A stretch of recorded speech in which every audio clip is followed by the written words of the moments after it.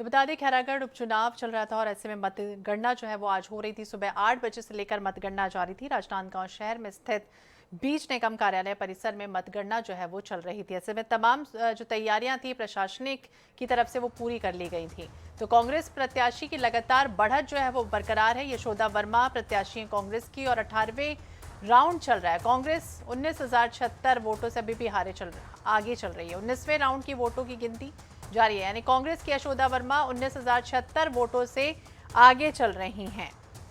तो लीड बढ़ने के साथ साथ जिला बनने की ओर भी जो है खैरागढ़ वो दिखाई दे रहा है, क्योंकि कांग्रेस अपने घोषणा पत्र में ये कहा था कि जैसे ही अगर कांग्रेस प्रत्याशी की जीत होती है वैसे ही खैरागढ़ जो है वो जिला बना दिया जाएगा। तो 18वां राउंड चल रहा है और ऐसे में 19वें राउंड की वोटों की गिनती अभी चल रही है, लेकिन 18वें राउंड तक यानी पहले से लेकर 18वें राउंड तक यशोदा वर्मा की जो बढ़त है वो खास तौर से दिखाई दी। और ऐसे में यशोदा वर्मा के गांव की भी अगर बात करें तो वहां पर भी खुशी का जो माहौल है वो देखा जा रहा है। ये कार्यालय की फोटो और स्वप्निल गौरखेड़े। कांग्रेस ने बड़ी जीत दर्ज की है। हमारे साथ इस विषय पर बात करने के लिए कृषि मंत्री रविंद्र चौबे हैं।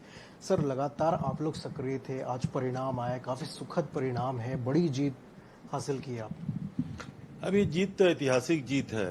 पूरा हिंदुस्तान में लगभग वेस्ट बंगाल, बिहार, महाराष्ट्र और छत्तीसगढ़ में उपचुनाव हुए और परिणाम बता रहे हैं कि एक भी राज्य में एक भी सीट भारतीय जनता पार्टी को नहीं मिली। छत्तीसगढ़ में तो एक्सपेक्टेड था, पहले से ही हम लोगों को मालूम था कि अच्छी जीत होने वाली है। लोगों को आदरणीय मुख्यमंत्री भूपेश बघेल जी के ऊपर विश्वास है। यहाँ के किसानों का भरपूर भरोसा माननीय मुख्यमंत्री जी के कार्यों पर है। और खैरागढ़ में जो हम लोगों ने जो घोषणा पत्र तैयार किया था, लोगों ने उस पर भी विश्वास व्यक्त किया है। इसलिए लगभग 21,000 वोटों की जीत, ये बड़ी जीत होती है विधानसभा में। खैरागढ़ के मतदाताओं को मेरी बधाई है।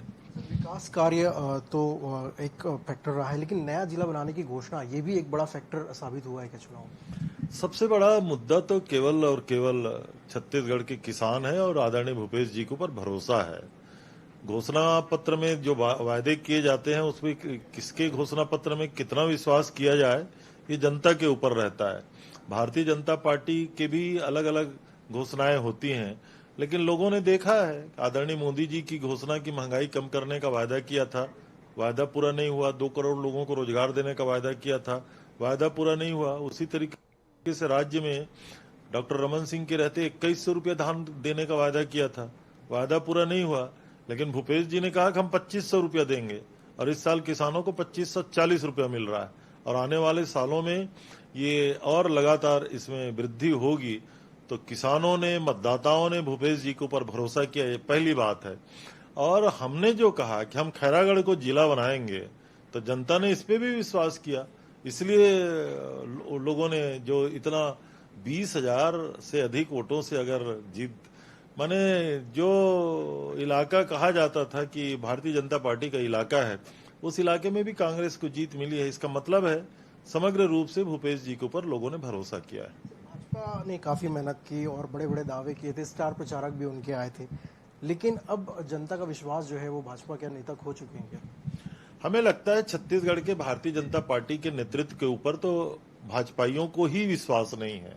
इसीलिए शिवराज जी को आना पड़ा, केंद्रीय मंत्री आदरणीय प्रहलाद पटेल जी को आना पड़ा, केंद्रीय मंत्री सम्मानीय फग्गन सिंह कुलस्ते को आना पड़ा।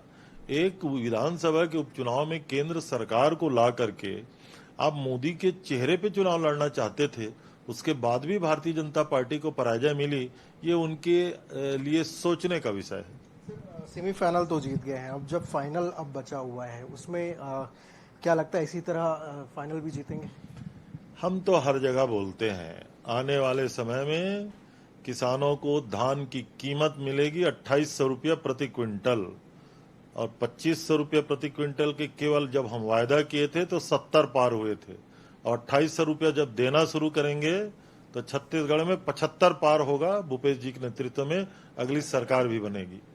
नया जिला बनाना है तो इसको लेकर क्या कुछ तैयारी है? बताया ये जा रहा है कि राजस्व विभाग के अधिकारियों को कल ड्यूटी पर बुलाया गया है, तो घोषणा रायपुर में होगी या खैरागढ़ में की जाएगी या क्या कुछ कार्यक्रम रहेगा इसके लिए? अब राजधानी तो राजधानी ही है ना, आदेश तो राजधानी से ही होंगे।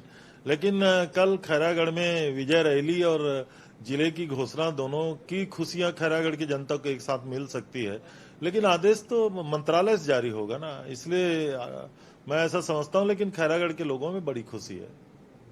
बिल्कुल, हमारे साथ कृषि मंत्री रविंद्र चौबे थे, जिनका ये कहना है कि खैरागढ़ की जनता ने जो कांग्रेस का घोषणा पत्र था उस पर विश्वास जताया है, और अब चूंकि सेमीफाइनल जीत चुकी है तो अब फाइनल भी कांग्रेस जो है इसके लिए पूरी तरीके से मैदान पर है। कैमरा में रिजवान कुरैशी के साथ स्वप्निल गौरखेड़े, INS न्यूज, रायपुर।